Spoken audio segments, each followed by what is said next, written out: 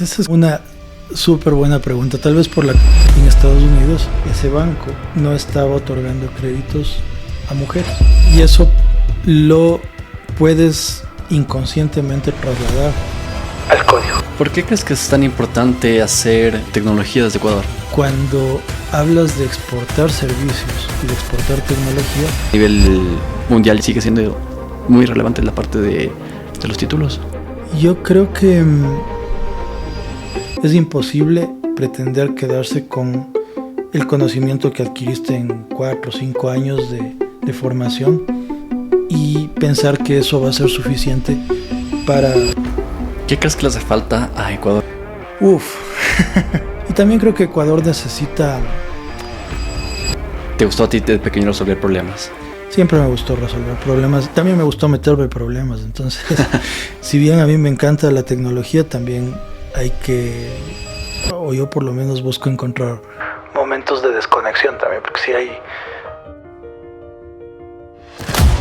Este programa es presentado gracias a Representaciones BL, innovando para impulsar el agro, y Notion, la solución en productividad que tu empresa, tu equipo y tú necesitan. Por favor, revisa los links de nuestros sponsors en la descripción y es que apoyarás el trabajo que estamos haciendo. Ramiro, al tratar de entender la persona con la que estoy sentado al frente en este caso, se me hace algo difícil el poder tratar de descubrir cuál es tu historia. Por lo general, cuando ves el perfil de LinkedIn de alguien, las redes sociales de alguien, encuentras una versión, no sé, lo que la gente quiere contar. Pero en este caso, algo que no es algo que se conozca públicamente de una persona, pero es la infancia. ¿Cómo creciste en este caso? Bueno, yo vivo aquí en Quito prácticamente toda mi vida, aunque soy de Riobamba, nací allá. Pasé mi niñez en un barrio súper tradicional de aquí de Quito, en Cotocollao, como hasta los 18 años más o menos. Y luego me mudé un poquito más hacia el sur, por la zona de Ponciano, de la Real Audiencia. Entonces, mi infancia fue entre juegos, curiosidad, un poco de calle, descubriendo lo que hay que descubrir en la vida conforme vas avanzando en los primeros años, aprendiendo, cayéndote, siempre un poco tratando de salirme de la zona como muy segura o muy confortable.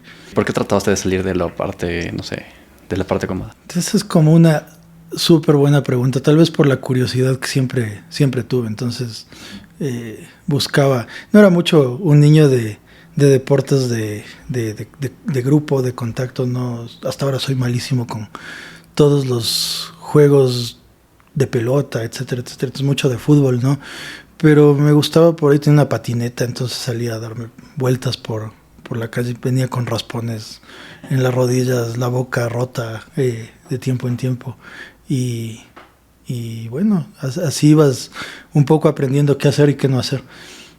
Chévere, pero ¿alguna vez te caíste así medio feo? Pegué una matada horrorosa, tenía como unos 8 años. Había una rampa súper extensa, estaba aprendiendo a montar bicicleta y ya guardaba el equilibrio, pero no lograba todavía coger el tino a los frenos. Así que agarré mucha velocidad, me caí unos 3 metros hacia adentro, a un patio. Rompí la cara, la mitad de la cara, nariz, boca. Una matada que seguramente le causó un dolor de cabeza de largo rato a mi mamá. Y a mí un dolor de cara, por supuesto. Un poco tratando de hacer una especie de analogía entre cuando fuiste pequeño, cuando te gustaban ese tipo de deportes, ese tipo de curiosidad, con lo que estás actualmente, que es trabajar en tecnología. Es algo, creo que es bastante complicado y también bastante solitario. No sé si esa es tal vez la percepción que tengo de los trabajos en tecnología. Pero ¿crees que es algo que, no sé, una carrera que la tenías en mente desde pequeño? ¿O tal vez hubo algún otro tipo de cambio por ahí que te motivó a involucrarte en la tecnología? Yo creo que Va conectado un poco con la curiosidad y el entender cómo funcionan las cosas. Yo cuando era chico, este, soy un niño de inicios de los 90, entonces las computadoras en casa eh, eran todavía limitadas. Tal vez en el año 97 llegó la primera a mi casa, sería una Compaq, un Apresario, y lo que quería era entender qué había ahí adentro. Eso era lo que a mí me venía a la mente. Entonces, claro, el primer contacto normalmente con la tecnología en esa época para mí fue con los juegos y con las interfaces un poco gráficas que empezaron a surgir, y me generaron como esa curiosidad. Entonces me fui adentrando un poco más, después ya con un entendimiento algo más amplio, las primeras conexiones de internet, etcétera, etcétera, me empezaron a despertar ese interés. Y en ese momento, en ese entonces, quizás sí había la típica percepción del geek ochentero, ¿no? Que es el solitario que programa por ahí. Pero eso también de alguna manera fue evolucionando y tal vez hasta fue un mito, porque ya la construcción tecnológica es un proceso más bien creativo y colaborativo.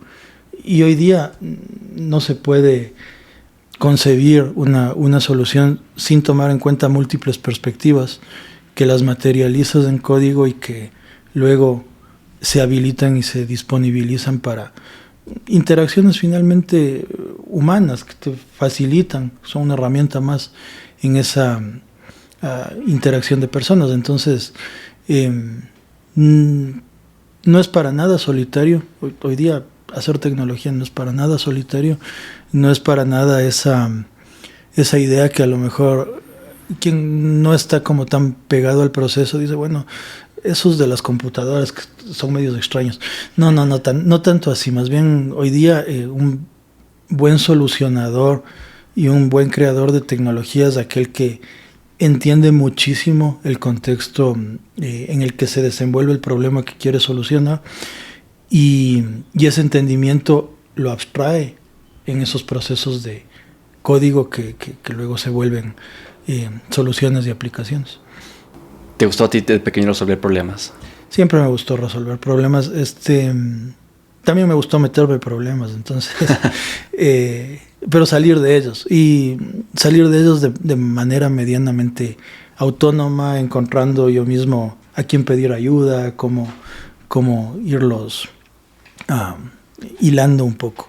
También me gustó siempre, no soy de esos de las personas que son alejadas de los números, sino más bien tenía siempre cercanía y se me daba una relativa facilidad para entenderlos. Entonces esa abstracción también de alguna manera creo que marcó un poco el lado más analítico de mi personalidad y luego por qué terminé eligiendo lo que ahora hago como carrera y como profesión, ¿no? Cuando te enfrentas, no sé, desde que eras pequeño me imagino tienes problemas y todo, buscas problemas, como dices en tu caso, pero también ya cuando metes algo más de, no sé, algo más técnico, en este caso, claro, computadoras, soluciones empresariales, todo eso, siento que ya requieres no solamente de, no sé, desarmé la computadora de mi casa, tengo que buscar, ver cómo lo soluciono. No es un enfoque tan...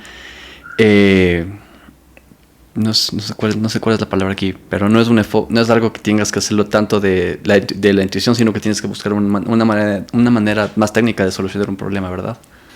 Hay algunas cosas que son bastante intuitivas y hay algunas cosas que la intuición no te es suficiente para resolverlas. Entonces, claro, acudes a experiencias previas similares y por supuesto ya a teorías y a construcciones un poco más establecidas, más esquemáticas, es más metódicas, no necesariamente científicas en la gran parte de casos, pero sí al menos que siguen un proceso establecido. Te ayuda mucho un manual, un instructivo en ese soporte, pero también hay muchas veces en eso de desarmar en la niñez y luego te vas topando en el camino con cosas que también dices, me metí en un callejón sin salida y no tengo como mucha solución o mucha alternativa. Y ahí tienes probablemente dos vías. La una, dejarla hasta donde llegaste y encontrar o buscarle una nueva vuelta, o pedir ayuda y a lo mejor encontrar en conjunto con alguien una salida. Normalmente todas o casi todas las situaciones tienen un mecanismo de solución, ya un poco más lógico, más secuencial, que se basa esa solución, como te menciono, en una base teórica de alguna manera. Sobre todo la que más herramientas te da es las experiencias de haber repetido o haber vivido o haber visto escenarios similares. No siempre te encuentras con lo mismo, casi nunca te encuentras con lo mismo, pero sí te encuentras con ciertos patrones que puedes repetir de alguna manera y te orientas un poco más fácilmente si es que ya lo has hecho previamente. La vez primera siempre es un poco más retadora, siempre toma un poco más de tiempo y en algunos casos también es bastante experimentación, bastante iteración, prueba y error, aprendizaje, prueba, error, aprendizaje y ir encontrando un poco la salida. Eso es en la vida más, digamos, en la cuestión más profesional, creo yo, pero en la vida personal, por ejemplo, ¿cómo lidias cuando hay algún tipo de problema, dificultad? Trato de entenderle de principio a fin, de no frustrarme demasiado porque me atrapo en alguna porción específica, porque normalmente no todas las cosas salen a la primera. Entonces he aprendido bastante a lidiar con esa frustración y no fue siempre así.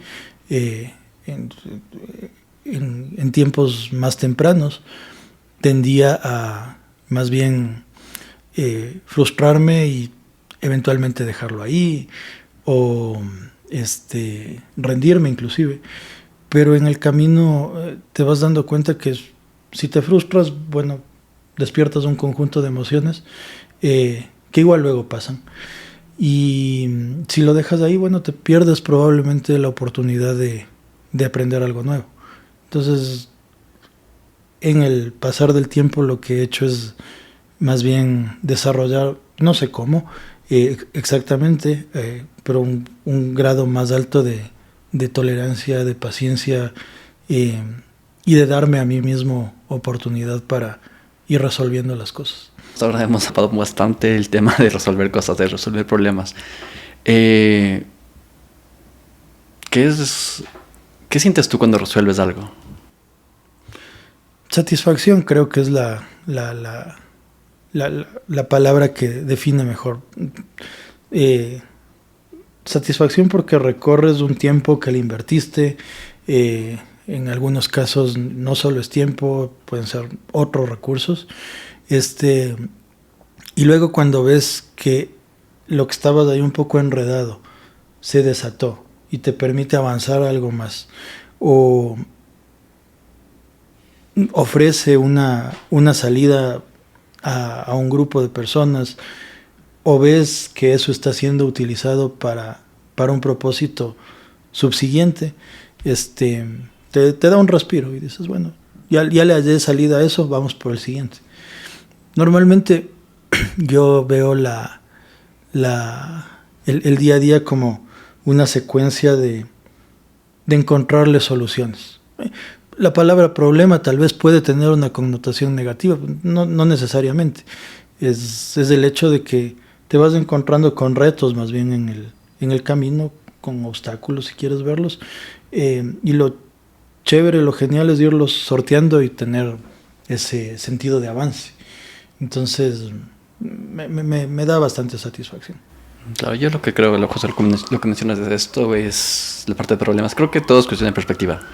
Por lo general, no sé, una persona ve una manzana o ve, digamos, un vale de manzanas. Una persona puede que le vea, es lo único que tengo que comer, por ejemplo, no sé, voy a alimentarme de eso. Otra persona puede ver un balde de manzanas y chévere, voy a hacer algún tipo de negocio con eso. Voy a tratar de venderlo, voy a tratar de regalarlo. Todo creo que es cuestión de perspectiva en la vida. ¿Y cómo las vas utilizando, no? Puedes comerte todas las manzanas o puedes comerte unas dos que sacien tu necesidad en ese momento y con el resto del balde haces un pie y a lo mejor alimentas a otras personas y luego si les gusta vuelves a hacerlo y vendes y entonces le vas encontrando como una conexión más allá que el fin inmediato que puedes tener así directamente en tus narices. Entonces sí es, y ayuda mucho la perspectiva o el conjunto de perspectivas que puedas tener, que no solamente vienen de uno como individuo, sino también las perspectivas que te pueden brindar y ofrecer otras personas y el entorno y el medio en el que te desenvuelves. Claro, la parte de perspectiva creo que es importante. Cuéntanos actualmente qué estás haciendo. Bueno, yo ahora mismo soy director ejecutivo de ThoughtWorks aquí en Ecuador. Nosotros somos una firma de consultoría que utiliza justamente tecnología para construir soluciones orientadas a problemas de negocio. Por lo general, grandes organizaciones a nivel global. Entonces, ahora mismo yo lidero el equipo y la operación en Ecuador, como parte de la firma global que está presente en otros 17 países.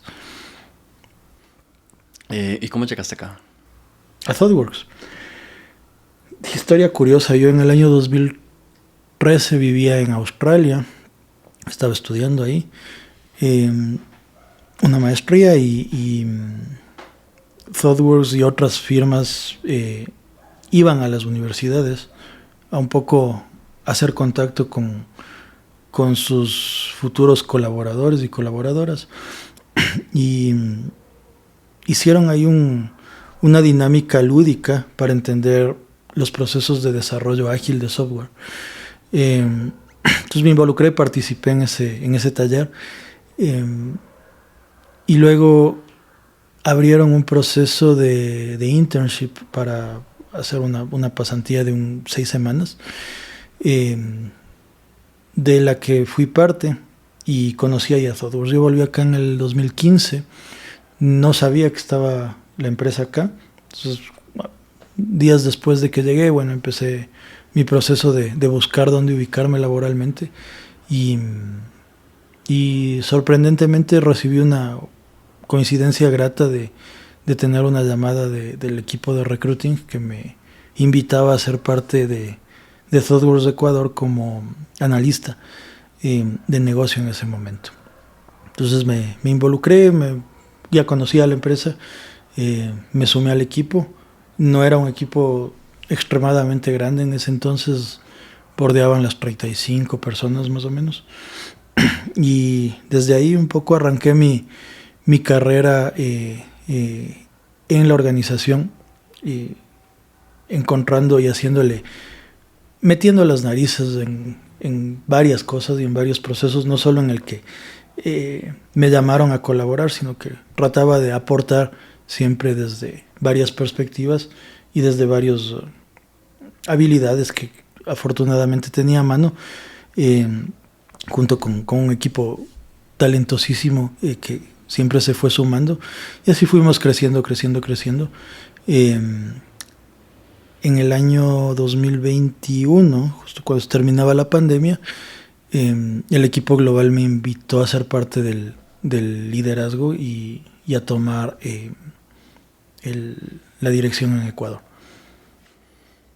¿Qué crees que es lo que ellos vieron en ti para que te hayan llamado a esta oportunidad? Yo les pregunté algún momento si están seguros. ¿Sí? Decían, sí, lo que vieron principalmente es bastante autoconfianza. Creo que la curiosidad me ha llevado también en eso, en que no han visto en mí a alguien que se enfrasca o se enmarca solamente en lo que le piden, o en lo que está formalmente dicho que hay que hacer, sino que ese meter mi nariz a veces donde no necesariamente está explícito que yo esté, y aportar desde esa perspectiva y tener un sentido colaborativo con el equipo de trabajo, de construcción y de dar aportes, pero también tomar las ideas y las perspectivas que otros traen, y en función de eso ir enrumbando las cosas hacia una dirección específica. Creo que es lo que ThoughtWorks y el equipo de liderazgo vio y por lo que me invitó, y seguramente otras cosas más que no me han contado, nunca me mencionarán, pero creo que esas dos en particular. Pero te gusta lo que estás haciendo, te sientes apasionado por lo me gusta mucho. Yo en esto de solucionar problemas le encontré una pasión a ese camino, y bueno, ya luego en la formalidad eso de alguna manera se volvió o se ha vuelto monetizable, y se ha vuelto una cadena de red que me ha permitido también conocer un montón de personas muy brillantes, con unas capacidades súper interesantes y con unas experiencias muy diversas, que ha sido un círculo de alguna manera virtuoso, porque en la medida que yo he aportado, creo que he recibido el triple o 10 veces más, y me he permitido aprender mucho más en ese camino. Entonces, no es para nada monótono mi trabajo, es un trabajo más bien extremadamente dinámico, que me mantiene súper activo mentalmente, y es lo que creo que alimenta esa necesidad o esa avidez de ir construyendo y de ir avanzando en un proceso de conocer más y de exponerte a diferentes situaciones. Así que me apasiona en realidad. ¿Por qué crees que es tan importante hacer tecnología desde Ecuador? Porque con frecuencia me pregunto, y por lo general lo que creo que la mayoría de gente escucha es: salió X empresa de Silicon Valley, salió cierto tipo de emprendimiento, hay un unicornio acá. Porque siento que a ratos en Ecuador no vemos tanto Ecuador como ese destino de tecnología, pero hay varias empresas, en este caso como la tuya, y varias otras también, que tienen talento desde acá. Hay un desarrollo muy intencional de talento que se dio probablemente en los últimos 12, 15 años, en los que el entorno académico, más el entorno empresarial, más el gobierno en su momento, articularon muy bien una vista de un camino hacia otras líneas de productividad, más allá de las tradicionales que tuvimos históricamente. Y en ese camino se invirtió bastante en impulsar el conocimiento tecnológico. Entonces, de ahí, y estoy hablándote probablemente del 2005, 2006 hacia adelante, Ecuador se posicionó muy fuertemente, y de hecho adquirió conocimiento de fuera. Entonces, el programa de becas, por ejemplo, que estuvo en marcha durante bastante tiempo, dio esa oportunidad a que mucha gente vaya a lugares como Silicon Valley, a otros hubs de desarrollo tecnológico, se involucre con ese medio, adopte esos procesos, regrese y empiece a ponerlos en práctica acá. Entonces, eso generó un motor y una dinámica bien interesante, que ha permitido consolidar una fuente de conocimiento importante, que luego se ha ido replicando en el paso del tiempo. Ya no ha hecho falta, o bueno, tal vez sí siempre hace falta, pero en todo caso ya tuvimos un primer grupo de personas que lo vivieron y que replicaron acá, y han generado una dinámica interesante en ese sentido. Entonces, Cuando hablas de exportar servicios y de exportar tecnología, empiezas a hablar el mismo idioma y estás más o menos en la misma vara con lo que están haciendo ciertas organizaciones en los hubs icónicos de innovación. Eh, pero lo haces desde Ecuador, desde Sudamérica, desde Latinoamérica. Entonces, este fue un eje bien interesante que no solamente pasó en Ecuador, porque otros gobiernos como el colombiano, el chileno, Brasil, más o menos en la misma época, hicieron una apuesta similar. Entonces se formó una suerte de ecosistema profesional sólido eh, aquí en Latinoamérica, que ha posicionado justamente a que estos países tengan una dinámica adicional y una vertical adicional de producción. Y eso ha sido cada vez más visible para organizaciones de fuera que han decidido tomar ese talento y acompañarlo para, por supuesto, formar sus ofertas de servicio desde países como Ecuador. Entonces hay un nivel de calidad importante y también el profesional ecuatoriano en ese sentido es supremamente valorado por un montón de condiciones de idiosincrasia y de cultura marcadas hacia la colaboración, el esfuerzo, el ímpetu, la curiosidad, que son características que yo en el día a día escucho mucho de de las personas y clientes con quienes interactuamos fuera.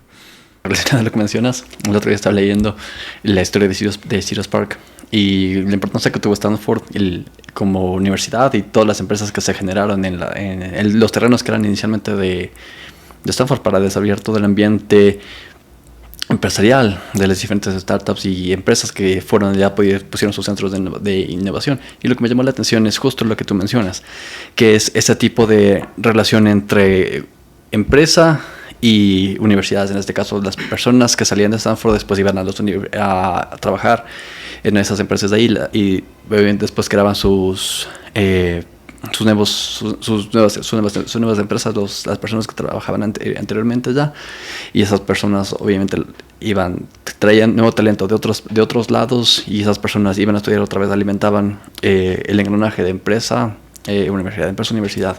En el caso de acá, la universidad creo que sí es importante en cierto tipo de carreras. Por ejemplo, en medicina creo que es sumamente importante, pero hay otro tipo de carreras que creo que no. Y lo que he visto también en la parte de tecnología es, hay muchas empresas que a nivel mundial ya no te piden tanto el currículum. ¿Tú crees que no así sigue siendo muy relevante la parte de los títulos? Déjame te divido mi opinión en dos porciones. Creo que la universidad y la academia juegan un factor importante en el sentido de que son finalmente centros de formación a los que un buen grupo, o bueno, idealmente un buen grupo de la sociedad buscan acceder. Y digo idealmente porque y ahí hay algunas otras barreras sociales que a veces impiden ese acceso. Pero juega un papel importante desde esa perspectiva de ser finalmente ese centro de formación, respetado por la sociedad y al que muchas personas buscan acceder. Entonces, no creo que tanto desde la perspectiva del título per se, pero sí en el sentido de armar un poco esa línea que conecte las dinámicas económicas y las dinámicas sociales en las que luego esos futuros profesionales se van a ver inmersos. Entonces, creo que tiene un papel interesante ahí.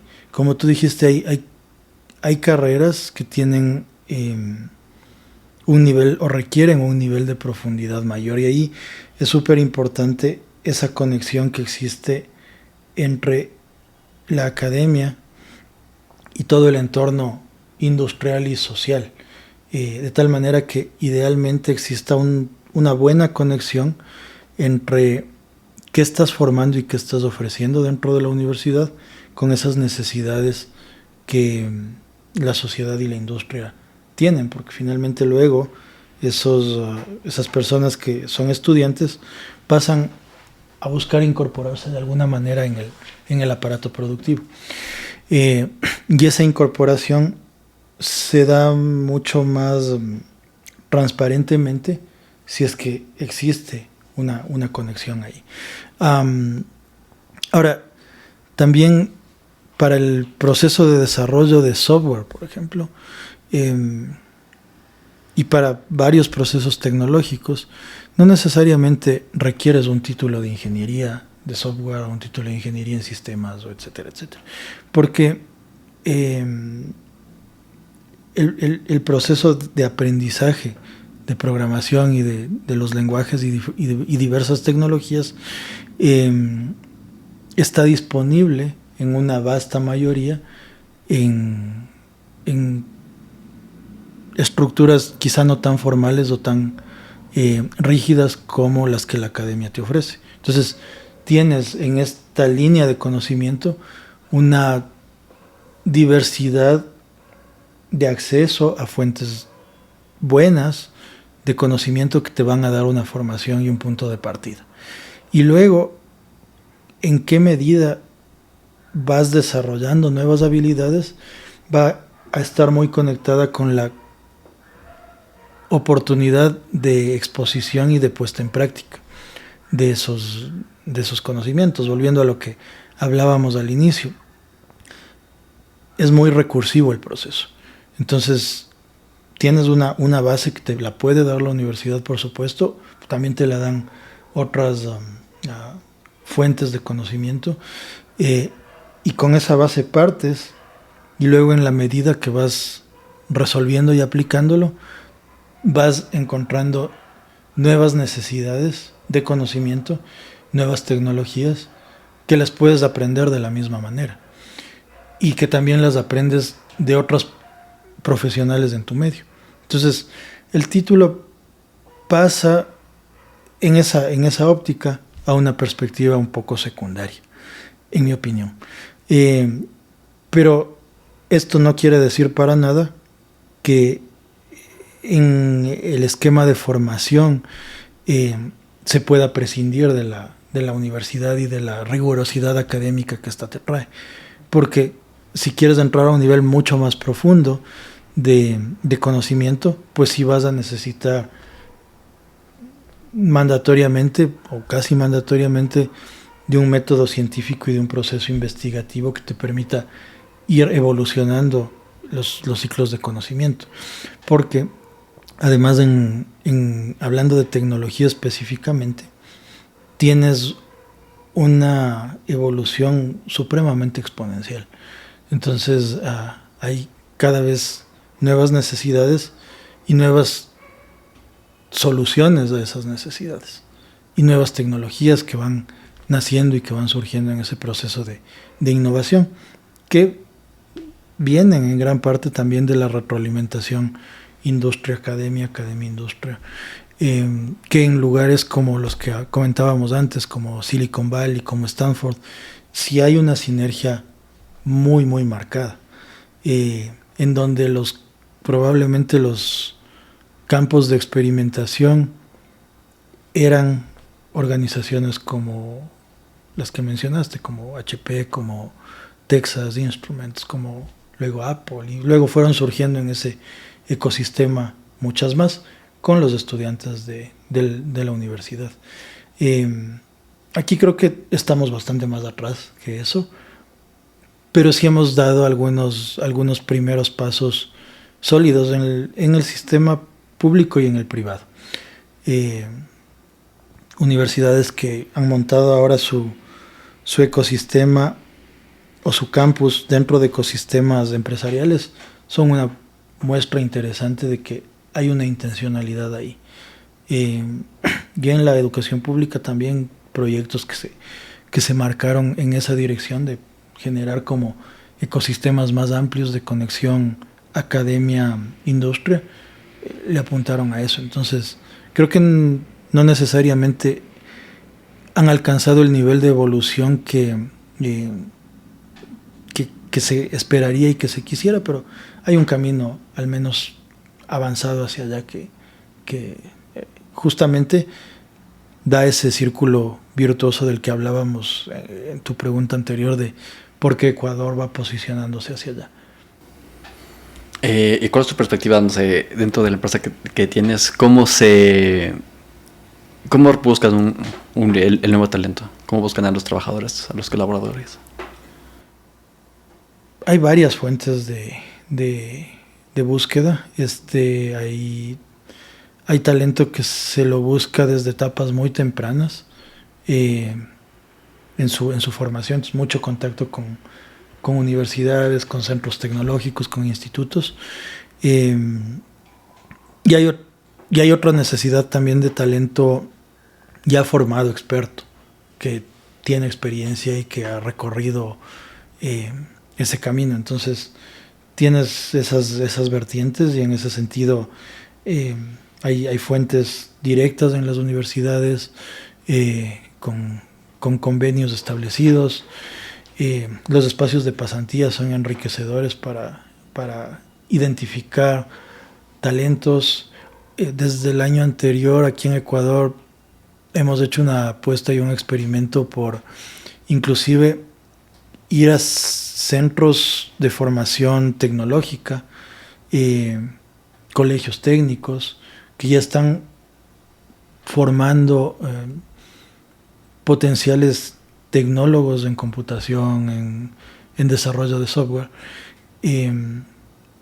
que quizá no van a tener necesariamente toda la experiencia, pero tienen una base inicial interesante, que luego expuestas a un programa de inmersión bien estructurado, pueden y dan resultados bien interesantes. Y entonces, además, formas otro círculo iterativo en el que, como organización, por supuesto, te beneficias de ese talento porque te permite la entrega del servicio, pero ese talento también en el camino, conforme va recorriendo ese conjunto de experiencias, se va exponiendo a necesidades y realidades que van más allá del aprendizaje inicial que tuvieron y empiezan a evolucionar y a crecer. Entonces hay como esa vista y esos programas internos también de desarrollo de talento permanente.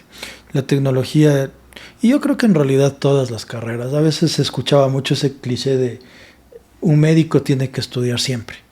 Y yo creo que un abogado tiene que estudiar siempre, y un ingeniero tiene que estudiar siempre, y un economista tiene que estudiar siempre, porque las dinámicas del entorno van naturalmente cambiando y evolucionando. Entonces es imposible pretender quedarse con el conocimiento que adquiriste en 4 o 5 años de formación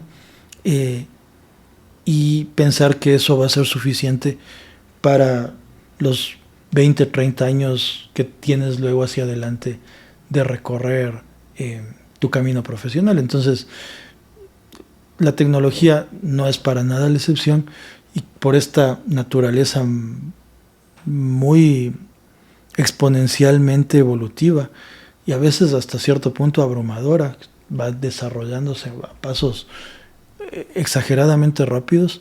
Entonces requiere que estés permanentemente probando, experimentando y aprendiendo. ¿Qué es lo que tú haces efectivamente para seguir en ese círculo? Ese es un punto que a veces en un rol un poco ya más de liderazgo y gestión como el mío, uno de los trade-offs que tienes es que te alejas un poco del día a día del desarrollo. Entonces yo ya no estoy tan expuesto a particularidades técnicas y tecnológicas como estaba 10 años atrás. Entonces lo que yo busco es estar cercano a los equipos, escuchar un poco qué están haciendo, experimentar también un poquito con nuevas cosas que van llegando. Nunca me desconecto al menos la generalidad de lo que estamos tratando de solucionar. Entonces, así al menos tengo una perspectiva de qué es lo que está pasando en el momento. Y afortunadamente en ThoughtWorks tenemos una línea bastante amplia de investigación interna que un poco prueba nuevas tecnologías y recoge esos aprendizajes en material que se publica. Entonces eso también me permite estar ahí conectado y relevante de alguna manera. ¿Cuál es aquella área que crees que va a tener mayor relevancia en los próximos 10 años? Ahora hay un boom enorme alrededor de la inteligencia artificial generativa. Es una tecnología que salió hace no más de 6 meses, en noviembre, en su primera versión, y que ha tenido una curva de adopción enorme, y que ha tenido ciclos evolutivos súper marcados, que está potencializándose bastante. Puede que no hacia los próximos 10 años, yo creo que hacia los próximos 3, 4 tendremos una inmersión súper fuerte de esa tecnología. Se hablaba el año pasado mucho del metaverso también como una tecnología muy disruptiva, pero ahora tuvo un freno, y no necesariamente quiere decir que se apagó por completo. Puede que haya pasado un ciclo y que luego vuelva a aparecer. Todo lo que es análisis de datos, modelos predictivos,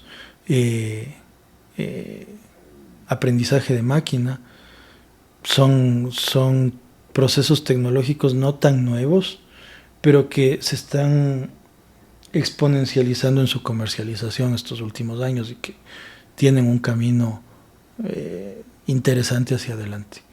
Entonces, sí hay bastante inmersión en tecnologías relacionadas a todo lo que es inteligencia artificial.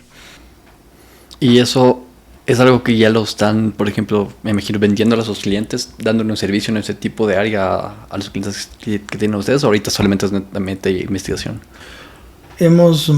Uno de los grandes retos, y no solo para ThoughtWorks, sino para muchas empresas que están en la industria, es encontrar los diversos casos de uso para este tipo de tecnologías, para luego darles una perspectiva práctica, en muchos casos monetizable, y que puedan ser implementados.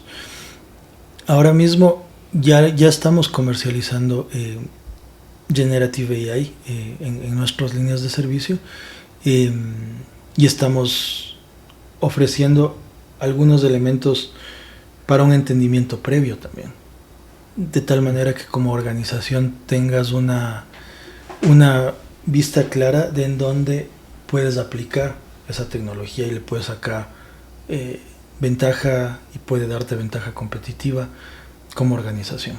Entonces es no solo un proceso de implementación, sino un proceso consultivo y de entendimiento para mirar en dónde calza mejor las bondades que esta tecnología te ofrece. Claro, lo que me parece chévere de lo que están haciendo ustedes es justamente relacionado con una de mis experiencias profesionales anteriores, cuando estaba en el CERN. Inicialmente los científicos de esa organización, físicos, creaban tecnología, fundamental research, y no sé, creaban de tecnología. Después nosotros, cuando yo entré allá, nosotros éramos los que teníamos que buscar la aplicación, en este caso de negocios, y era algo que me parece increíble, porque claro, es algo que bueno, por no mencionar nombres, pero la inteligencia inteligencia artificial generativa crea cierto tipo de posibilidades, pero igual depende del usuario y cómo lo destina eso.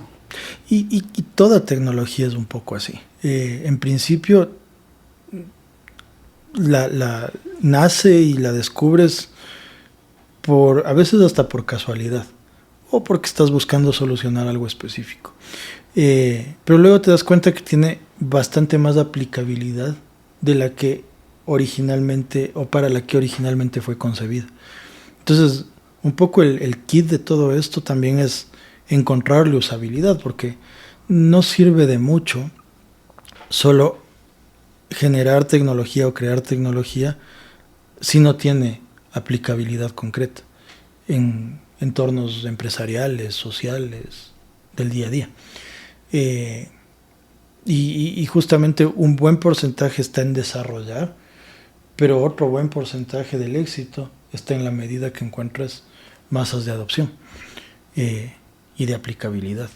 Entonces, esos Eureka Moments vienen a partir de esas singularidades que puedes ir encontrando y que luego puedes ir probando más y más que funcionan para negocios, para organizaciones, para gobiernos, para el día a día de las personas, etcétera, etcétera. ¿Qué crees que le hace falta a Ecuador para que sea un poco más, no sé, para que mejore un poco el desarrollo del país? Nos faltan algunas cosas. Tenemos problemas que son complejos, ¿no? Y no voy a necesariamente entrar en todos porque nos pasamos una semana aquí, pero empezando por la porción social, somos un país supremamente desigual. No necesariamente todas las personas están en las mismas condiciones y tienen mucha limitación, a pesar de que pueden tener capacidades brillantes. Existe todavía mucha limitación para acceder a conocimiento. Entonces hay un tema grande que solucionar alrededor de educación, de condiciones básicas de vida que las personas necesitan para poder justamente absorber todo ese conocimiento, ¿no? Es imposible pretender que niños que seguramente tienen capacidades muy vastas puedan exponerse a procesos complejos de conocimiento si no tienen una adecuada nutrición, por ejemplo. Es impensable. Luego tienes una capa de educación que, si bien ha mejorado sustancialmente, tiene que seguir evolucionando y necesita, por supuesto, inversión atrás, que no necesariamente está priorizada. Y luego tienes también esa vista que hace un rato te hablaba, que si hay una línea trazada para salir de las economías tradicionales y volcarse también a estas otras de conocimiento y de servicio, pues todavía hay un apego muy fuerte hacia lo más tradicional, hacia el extractivismo, hacia la exportación, etcétera, etcétera. Entonces, sí hay un camino fuerte ahí de salir un poco de esa zona de confort y que esa matriz productiva siga teniendo la dinámica que necesita. No puede ser, creo yo, concebida para solo pretender que la solución que vemos hoy día vaya a servir los próximos 50 años. Naturalmente va a tener que seguir evolucionando. Y eso demanda mucha intencionalidad política, financiera y mucha sinergia entre el sector público y el sector privado. Entonces hay bastantes cosas que se tienen que seguir haciendo. La ventaja y lo positivo es que de alguna manera sí se ha empezado a mover. No estamos en ceros en todo, y no es que estamos empezando tampoco. Yo creo que esto ya tiene una buena atracción que hay que seguirla manteniendo, hay que seguirla impulsando.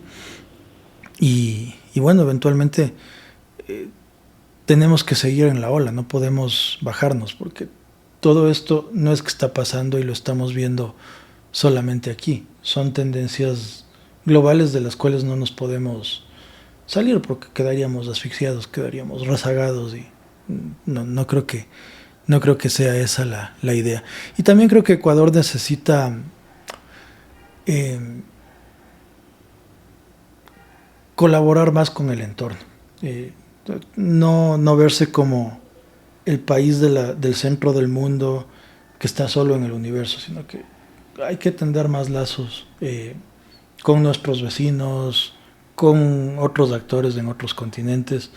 Y si no lo hemos entendido, entender de una vez que ya no es un entorno, no se gana en este entorno haciendo las cosas solo o solos como país, sino que necesitamos estar mucho más conectados, contribuir y también recibir y generar como dinámicas bidireccionales en ese sentido. El trabajo creo que es necesariamente un deporte de equipo.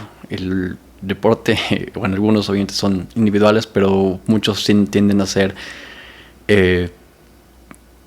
un esfuerzo de equipo. En una empresa incluso estás al frente, en este caso de TopWorks, creo que es un trabajo también de equipo. ¿Quién crees que es la persona o quiénes crees que son las personas que son parte de ese equipo más cercano que tienes tú actualmente? Pues somos un equipo de 11.000, casi 12.000 personas globalmente, y aquí somos un equipo de 215.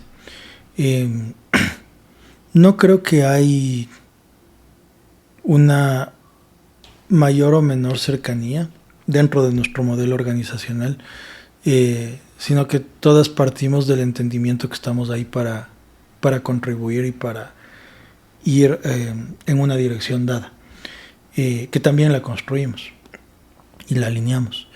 Entonces, por supuesto, hay una estructura bastante ligera en la que tengo un equipo más del día a día, que es parte del grupo de liderazgo de la organización, pero no está limitado solo a eso. Somos 4 personas en ese equipo de liderazgo de Ecuador ahora mismo, pero para nada somos los que hacemos la organización. Más bien facilitamos un poco el camino y servimos para que todas las otras 211 puedan sacar lo mejor de cada una, apuntando a ese objetivo que como organización tenemos. Entonces, esa es un poco la configuración, y en ese sentido se dan muchos procesos de intercambio, no solamente en este equipo core, sino en toda la organización, que nos permiten justamente seguir hallando las mejores ideas para construir las mejores soluciones. Y justo este último punto que mencionaste, otras voces de la parte de problemas y soluciones. A ratos, no sé si te pasa, pero estás con tu cabeza solamente pensando en la parte de negocio, en la parte de la empresa, pero no necesitas algún tipo de actividad que te fomente un poco tu creatividad para distraerte, algo así. Sí, por supuesto. Yo creo que todas encontramos algún mecanismo de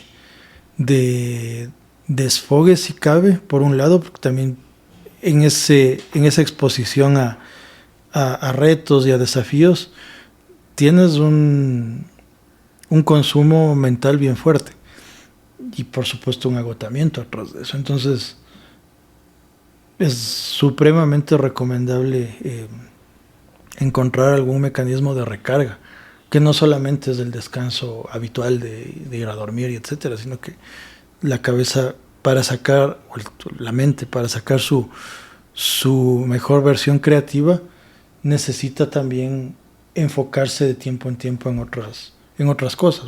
Si no te pasa ese fenómeno de parálisis por análisis y solamente te estancas. Entonces, cada persona y cada individuo encuentra como su manera, su forma. Algunos pintan, otros harán música por hobby, otros meditarán. Cualquier mecanismo en ese sentido puede ayudar. El mío es un poco la naturaleza, el deporte. Yo hago bicicleta. Entonces, cuando no estoy en mi día a día del trabajo y de la empresa y de los equipos, procuro estar montado en mi bici, recorriendo algún nuevo lugar y un poco concentrándome en mí.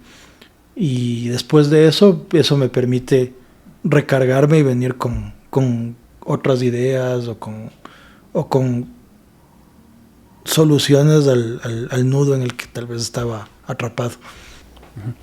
Si puedes describir tu vida con 3 colores, ¿qué colores elegirías? ¿Y qué significaría cada uno? Me gusta el verde, el verde militar, verde paisaje, por la naturaleza. O sea, significa bastante crecimiento, creo yo. Me gusta el azul. Creo que como en un sentido de transmitir cierta armonía, cierto balance. Y el blanco como un espacio un poco neutro, que siempre es necesario también, al que tienes que regresar, creo yo, de alguna manera, porque siempre estás expuesto a un montón de cosas que es bueno verlas, a un montón de matices, pero en un punto tienes que, o yo me pongo o trato de estar en un entorno neutro para, con todo lo que vi, con todos los matices, poder ir avanzando en ciertas decisiones y sintiéndome seguro de que quizá no son las mejores, pero son las que estuvieron en ese momento y con las que puedo seguir caminando. ¿Hay algún tema que sea súper importante pero que tal vez no hayamos conversado hasta ahora? Creo que has topado bastantes. Quizá algo que es interesante mencionar, conectado un poco con la tecnología, es hablamos mucho desde la perspectiva de solución. Y yo te decía que esa solución finalmente termina en interacciones y se vuelve una herramienta. Entonces, hay una connotación que cada vez se ve más, que siempre tuvo que verse y no siempre se vio, pero que hoy día cada vez se ve más, que es esa conexión de cómo pones la solución que creaste en las manos de alguien y qué impacto tiene posteriormente. Entonces, es importante, yo creo que para quienes están en procesos de desarrollo tecnológico, empezar a pensar más allá de su código y de su solución y ponerla en un contexto más amplio de qué va a pasar el momento que alguien empiece a utilizar esa solución. Y qué puede salir bien, que es para lo que concebiste y para lo que pusiste todo tu esfuerzo, pero que también en ese proceso de creación pudo haber salido mal y puede exponencializarse el rato que no salga tan bien. Hay ejemplos bien interesantes ahora con el tema de datos, por ejemplo, en los que en este aprendizaje de máquina, para el aprendizaje de máquina utilizas muestras de datos que les pasas a algoritmos y esos algoritmos empiezan a absorber esos datos y en función de eso iteran y van aprendiendo. Es un proceso artificial de aprendizaje. ¿Qué ocurre si es que dentro de esos datos tú incorporaste sesgos? El algoritmo va a aprender sesgos y el rato que lo masificas va a sesgar. Entonces, no es que necesariamente quien crea tecnología piensa y dice voy a crear esta solución para masificar sesgos, pero hay que estar como pendientes de ese tipo de elementos, de tal manera que no tengas connotaciones o evites conscientemente connotaciones negativas o impactos negativos que te puede traer una determinada tecnología. Hay un caso, por ejemplo, de historiales de crédito, bastante conocido en Estados Unidos, que el set de datos que le pasaron para hacer ese proceso de determinar quién es apto o no para un crédito fluctuaba en hombres entre 40 y 60 años. Entonces, lo que ocurrió como consecuencia es que ese banco no estaba otorgando créditos a mujeres por esa condición. Y seguro nadie concibió esa solución pensando en excluir a ese grupo, pero por no tomar en cuenta que puede salir mal, hubo una connotación negativa. Luego se corrige y tal, pero la idea es que conforme más temprano puedas determinar, inclusive en tus fases de diseño, todos estos posibles elementos y efectos colaterales no tan positivos, diseñas tu solución excluyendo esas connotaciones que no quieres que tenga. Claro, esto justo me hace recordar que había hace un par de años una empresa, una marca de celulares que automáticamente cuando tomabas una foto a las personas que eran personas de color les hacía un poco más clara su rostro. Y claro, son de ese tipo de sesgos que muchas veces no somos conscientes de que los tenemos. Totalmente. Y eso que finalmente, como lo describes, es un proceso humano, porque quien tiene el sesgo es el individuo. Lo puedes inconscientemente trasladar al código y al proceso tecnológico. Y eso luego puede masificarse. No siempre y casi nunca la tecnología que tú creas luego va a estar controlada por quien la creó, sino que normalmente después empieza un proceso de adopción y de expansión en el que se diluyen un poco esas líneas. Entonces, no vas a tener necesariamente el control para siempre corregir. Entonces es mejor identificar o ponerse desde esa óptica también, un poco más negativa si es que quieres verlo. ¿Qué podría salir mal? Porque estoy pensando mucho en qué es lo que va a salir bien. Pensemos también en qué es lo que no queremos que ocurra y miremos si es que estamos asegurando en nuestro proceso de creación tecnológica que en efecto no va a pasar. Claro, me acabas de hacer acuerdo que hace ya un par de años, me acuerdo que estaba escuchando la explicación de un político y dijo que la mejor manera en la que comprobamos es que hemos creado una buena ley es crear la ley, crear una institución, algo dentro de ese gobierno, pero lo pasas automáticamente a la ley, la institución pública al otro gobierno. En este caso creo que, claro, justo era una discusión entre demócratas y republicanos y perfecto, la ley la crearon los demócratas, quienes lo administran y quienes lo manejan son los republicanos, el otro lado. Y me parece que esa es una buena analogía y lo pones de alguna forma a prueba de fuego, ¿no? Porque cuando creas algo, lo creas dentro de un entorno controlado y qué es lo que tú alcanzas a ver. Pero en ese proceso pueden escapársete muchas otras variables. Entonces ponerla en una condición borde, en una condición que extralimite las variables para las que fue concebida y ver si funciona también en ese entorno de estrés, si quieres, te va a dar unos buenos insights para mirar si es que hay algo más que hacer ahí. Y creo que aplica no solo en los procesos tecnológicos, sino en cualquier proceso constructivo, en el que volvemos al inicio de las perspectivas. Vas a poder construir algo en función de lo que tú conoces y del entendimiento de contexto que tienes. Pero normalmente nunca tenemos el 100% de entendimiento de todas las variables. De ahí justamente ese factor de diversidad y de incorporar múltiples perspectivas en ese sentido sacan una mejor solución o contribuyen a una mejor solución. No solo de software. ¿Qué es algo que ChatGPT no podría saber de ti? ¿Qué no sabrá hoy?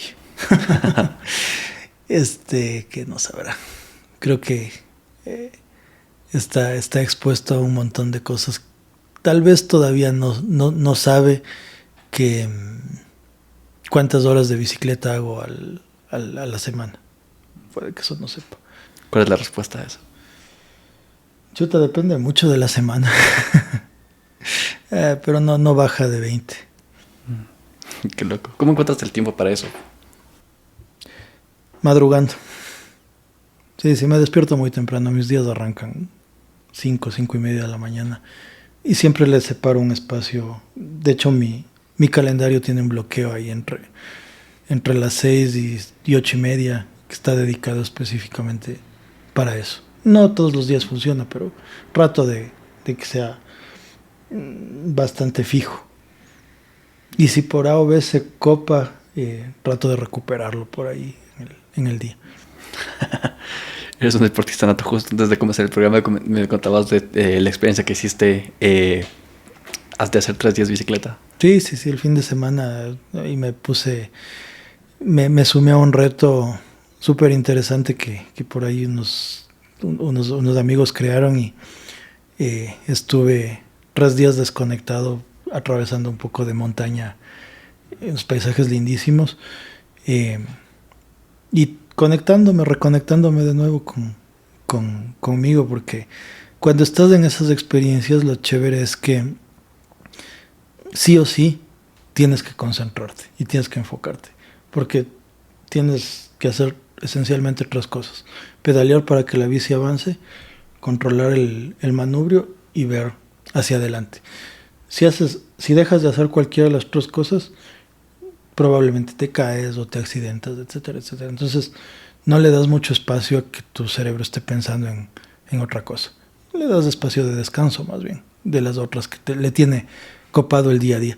Y como esta era una experiencia de montaña, además no tenía señal de teléfono, así que maravilloso. A veces, si bien a mí me encanta la tecnología, también o yo por lo menos busco encontrar momentos de desconexión también, porque si hay una cierta saturación tecnológica en la que estamos expuestos todito el tiempo. Así que volver a la go to the basics es importante también. Fundamental, exactamente. Y bueno, hemos llegado a la parte del programa en la que la tradición es que el anterior invitado dejó una pregunta para el siguiente sin saber para quién la iba a dejar. Y la pregunta del anterior invitado es... Redoble de tambores. Sí. ¿Qué vas a hacer para precautelar la vida de tus nietos? Yo creo que hay que seguir trabajando hoy día pensando en las futuras generaciones. Hay muchas cosas que yo creo que tienen que seguir evolucionando y cambiando, y yo sé que no voy a ver esos cambios. Pero quiero idealmente que las generaciones que vienen ojalá tengan un entorno más seguro que el que nosotros tenemos. Ojalá puedan ver algunas de las cosas que nosotros hemos visto, hablando específicamente de naturaleza y etcétera, etcétera. Entonces creo que encontrar justamente caminos alternos en función de conocimiento que nos dejen más conscientes de lo que necesita seguir cambiando y seguir evolucionando, va a, ojalá, contribuir a que las generaciones que vienen tengan unas condiciones evolucionadas a las que nosotros tuvimos. No quiero decir que fueron buenas ni malas, sino más bien que sean diferentes y que les permitan también afrontar seguro retos que nosotros no nos imaginamos siquiera qué forma y característica van a tener. ¿Cuál es la mejor manera que podemos dejar de pensar tanto en el corto plazo y pensar más allá? Yo creo que hay que darse tiempo. Creo que hay que separar un poco. Yo trato de hacer eso, en mirar el corto y mediano plazo, que es importante, pero no solo estar ahí, sino también mirar alternativas un poco más hacia adelante. Y no tanto intentar resolverlas todas, pero al menos trazar caminos. Y en el camino ir encontrando si por ahí mismo es. Lo que ocurre es que a veces la inmediatez del día a día, la cotidianidad, nos envuelve demasiado, se come nuestras 24 horas. Bueno, quítale 6 u 8 que pasamos durmiendo, se come las 17 pensando en qué voy a hacer más luego, qué voy a hacer mañana, y muchas personas no pasan de ver qué van a hacer la siguiente semana. Tampoco creo que es saludable solo pasar pensando en el futuro, porque creo que sí hay que dejarle un espacio ahí para soñar un poco, para imaginarse nuevas cosas. escribirlas por ahí en algún lado. No uno tiene que hacer todo. Luego, si las escribes, tal vez les dejas ahí un rato, te encuentras con alguien, le compartes y tal vez haces alguna conexión y encuentras un camino. Eh, pero creo que nos estamos perdiendo a veces espacios de, de soñar, que creo que a la larga es el largo plazo. Esas utopías que tal vez nunca se cumplen, sí permiten avanzar. Me has dejado pensando mucho en eso. Chévere, muchas gracias. Y bueno, por favor, ayúdanos con una pregunta para el siguiente invitado. ¿Dejo escrita? Sí. No la digo, porque si la digo ya no vale nada. Sí. Me encanta además este cuaderno.